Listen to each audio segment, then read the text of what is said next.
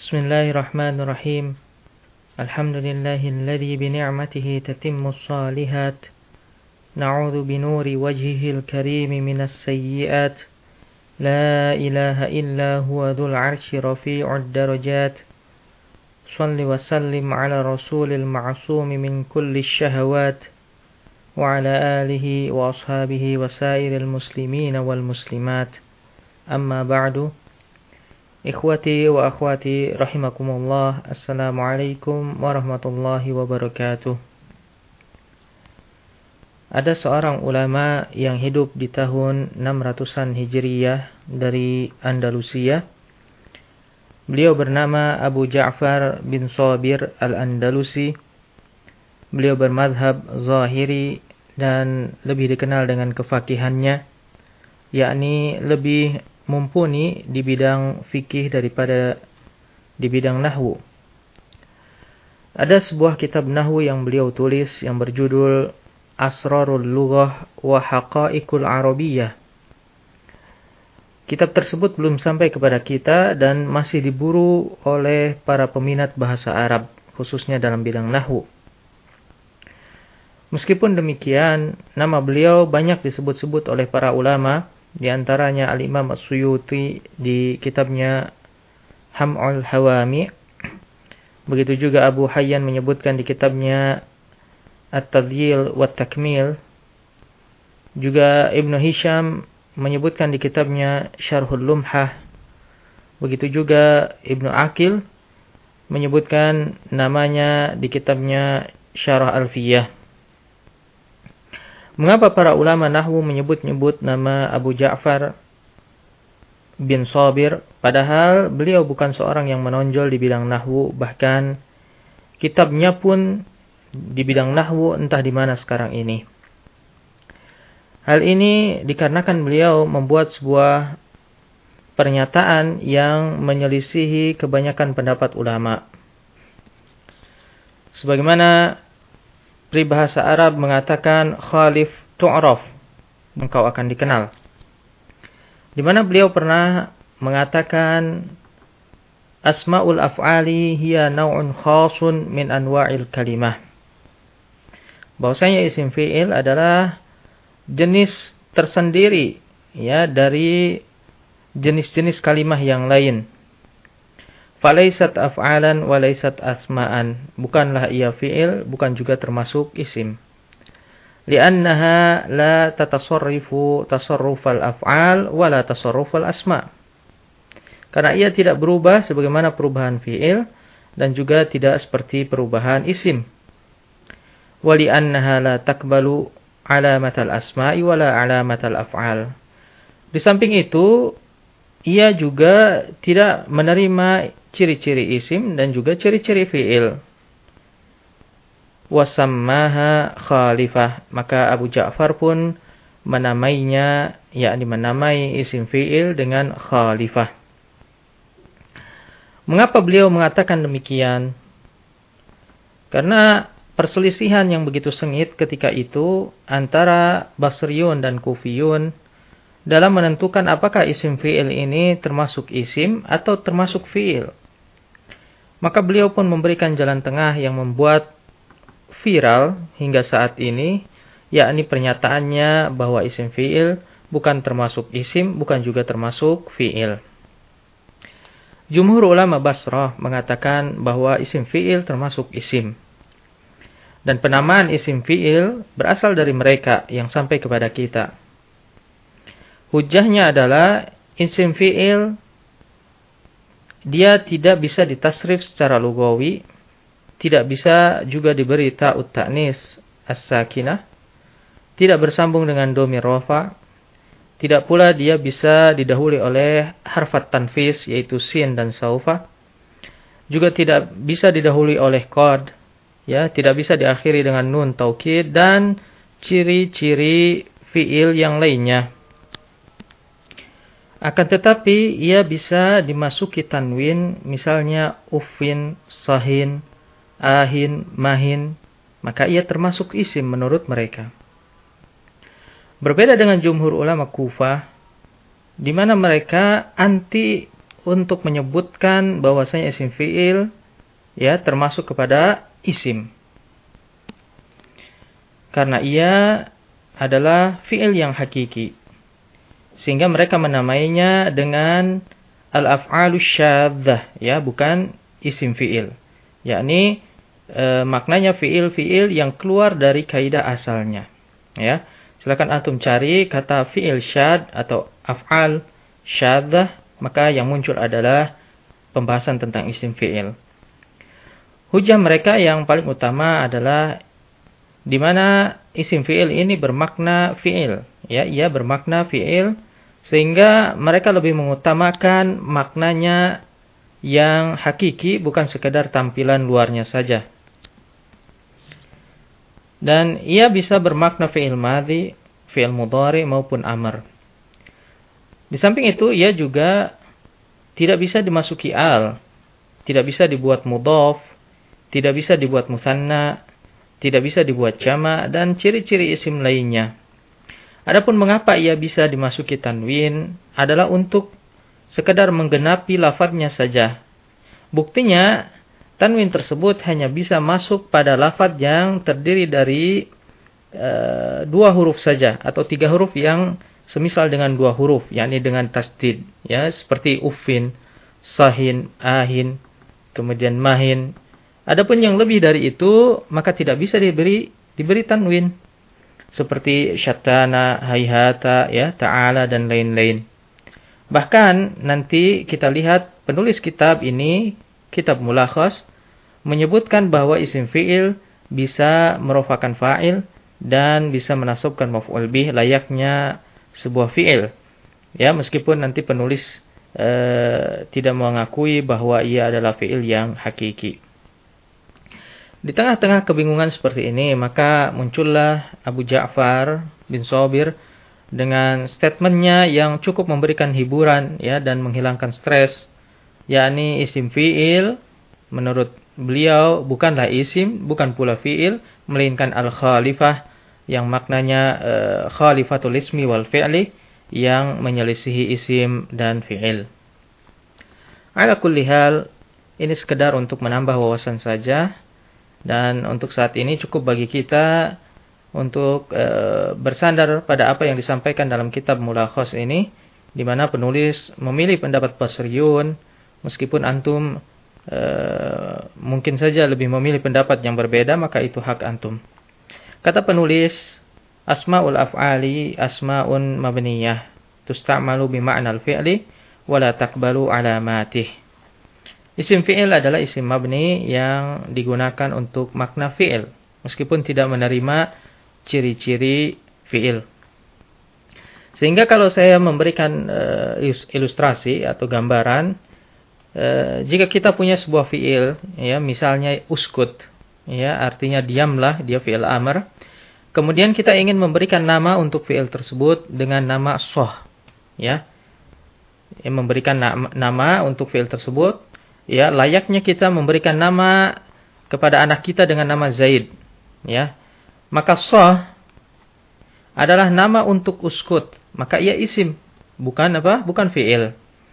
Tujuannya memberikan nama untuk fi'il ini ada 2 kemungkinan, ya. Bisa tujuannya untuk meringkas, atau bisa juga fungsinya adalah untuk mubalaghah. Maksud dari meringkas adalah kita tidak perlu memikirkan fa'ilnya. Ya, misalnya kita mengatakan sah ya Zaid, sah ya Zainab, sah ya Zaidani, sah ya Zaiduna, ya. Semua apapun bentuk fa'ilnya, maka isim fi'ilnya tetap satu, sah, ya. Bagaimana? Ini adalah cara yang praktis. Artinya kita tidak perlu memikirkan, ya, repot-repot untuk memikirkan domir yang pas untuk fi'il tersebut, ya, berdasarkan fa'ilnya, ya. Tidak perlu kita ubah menjadi uskut, uskuta, uskutu, uskuti, ya, dan seterusnya. Cukup dengan satu kata untuk semua fa'il, yaitu soh. Dan yang dimaksud dengan mubalaghah adalah membekas, ya, lebih membekas di hati pendengar. Ya, bukankah ketika kita meminta seseorang untuk diam, jika disertai dengan misalnya kekesalan, rasa kesal, atau memintanya untuk diam detik itu juga, ya, maka tidak lagi kita menggunakan kata diam, tapi kita akan mengeluarkan bunyi apa? Ya, ya. Bahkan ketika mendengar kata ya, teman kita meskipun dia belum selesai berbicara, maka dia akan terdiam seketika. Maka demikian juga dalam bahasa Arab, ya, ketika kita menginginkan teman kita untuk diam dan misalnya mendengarkan suatu suara yang terdengar sayup-sayup, maka kita katakan apa? Soh. Artinya apa? Diam dan dengarkan. Ya. Dan kita akan melihat satu persatu ya isim fi'il yang dibawakan penulis. Di mana di sini muallif mengatakan tanqasimu asmaul af'al min haitsu zamanuha thalathatu aqsam. Bahwasanya isim fi'il berdasarkan waktunya maka ia terbagi menjadi 3. Ya, yang pertama yaitu isim fi'il madhi, ya, isim yang bermakna fi'il madhi. Ya, di antara ismul fi'il madhi adalah hayhata, ya, artinya apa? Ba'uda, jauh. Bahkan sebetulnya tidak sekedar jauh, ya. Karena pada kata hayhata ini terkandung apa? Mubalaghah. Maknanya apa? Ba'uda kullal bu'di, jauh-jauh sekali. Ya, jauh sejauh-jauhnya. Dan bisa juga bahkan dia bermakna sesuatu yang mustahil, ya, karena saking jauhnya jadi mustahil. Di mana ketika Nabi Saleh alaihissalam berdakwah kepada kaumnya, mengabarkan tentang kehidupan setelah kematian, ya, maka para pemuka kafir di antara mereka mengatakan hayhata hayhata lima tu'adun. Ya, artinya apa? Sungguh jauh-jauh sekali atau mustahil apa yang dijanjikan kepada kalian mengenai apa? Kehidupan di akhirat. Dan hayhata ini juga dia butuh fa'il sebagaimana ba'uda. Pada ayat tersebut yaitu hayhata hayhata lima tu'adun, ulama berselisih pendapat yang mana fa'ilnya. Ada yang mengatakan fa'ilnya adalah masdar muawwal yang terletak setelahnya yaitu ma tu'adun, ya, ma di sini ma masdariyah. Sedangkan lamnya ya lima tu'adun di sana hanya sebagai tambahan. Dan ada juga yang mengatakan bahwa fa'ilnya ini mahdzuf, ya, takdirnya apa? Hayhata as-sidqu, ya, sungguh jauh kebenaran dari apa yang dijanjikan kepadamu. Kemudian isim fi'il madhi yang kedua adalah syattana. Syattana maknanya adalah iftaraqa, ya, berbeda-beda. Misalnya dalam kalimat syattana bainahuma, ya, ada perbedaan di antara keduanya. Sebetulnya syattana ini berasal dari fi'il syatta yushatti, ya, syatta yushatti artinya beragam, ya, atau bermacam-macam atau berbeda-beda. Sebagaimana firman-Nya Ta'ala, inna sa'yakum lasyatta. Ya, sesungguhnya usaha kalian ini berbeda-beda. Ya, maka syattana adalah isim untuk meringkas dari bentuk-bentuk fi'ilnya yaitu syatta. Ya, yang maknanya apa? Iftaraqa. Kemudian yang ketiga adalah ada sar'ana, ya, artinya saru'a, ya, yaitu gesit atau betapa cepatnya, ya. Bukan cepat bermakna perintah, ya. Namun cepat di sini bermakna kabar. Kemudian jenis yang kedua yaitu ismul fi'il mudhari, ya, isim fi'il yang bermakna fi'il mudhari. Ada di sini yang pertama uf. Ya, uf ini terkenal sekali dan sering digunakan untuk contoh-contoh ismul fi'li yang mana maknanya adalah atadajjar, ya, aku mengeluh, aku cemas, aku malas, aku menggerutu, ya, aku tidak suka dan seterusnya. Ini adalah makna-makna untuk mengungkapkan rasa ketidaksukaan, ya, atau kekesalan. Karena asalnya ia adalah ismus saut, dia adalah isim yang diambil dari suara, ya, yang terambil dari suara. Sama halnya ketika kita mau mengucapkan suatu suara yang khas untuk menggambarkan perasaan kita, ya, seperti ih, ya, untuk menunjukkan apa? Rasa jijik misalnya. Ya, atau ya, ini untuk menunjukkan rasa kecewa, ya, atau ya, ini untuk menunjukkan rasa kaget dan seterusnya. Adapun ya, di dalam bahasa Arab ini digunakan untuk mengungkapkan rasa ketidaksukaan. Ya, sebagaimana yang diucapkan oleh Nabi Ibrahim alaihissalam kepada kaumnya, uffil lakum walima ta'buduna min dunillah afala ta'qilun. Ya, artinya keburukan, ya, sesuatu yang, ya, hal yang tidak disukai, syai'un makruh, sesuatu yang tidak disukai, ya, bagi kalian dan apa yang kalian sembah selain Allah, ya, apakah kalian tidak berpikir? Nah, ini kemudian yang kedua ada ini adalah maknanya atau wajja, ya, sama seperti ya, ia termasuk kepada ismu saut, yakni untuk mengungkapkan rasa sakit. Dan ini mirip dengan bahasa kita, ya, ada dalam bahasa kita dan maknanya sama. Adapun orang yang sering mengungkapkan rasa sakit atau sering menangis, maka dalam bahasa Arab disebut dengan awwah. Awwah ini dari kata ini orang yang sering mengungkapkan rasa sakit.